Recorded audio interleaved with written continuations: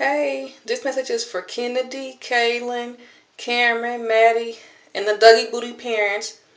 I know I've been neglecting y'all. I ain't talked to y'all in a while, but I have been working my butt off. So I just thought I'd send a little video to let y'all know I was thinking about y'all and that I love y'all.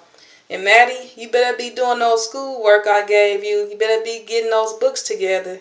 And Kenny, you should be doing your books too. And for Cam, you need to be getting on that potty. You need to start saying potty pot so you can wear some big boy drawers. And then to Mr. Kalen, you better not be doing those 5-finger discounts, sucker. I'm watching you. You do 5-finger discounts, you gonna get 5 fingers across your face. Like smack! Anyhow, I will talk to y'all later. I'll try to call y'all Friday when your mother's off work if I got time. So holler at y'all later. Bye bye. Love y'all. Bye.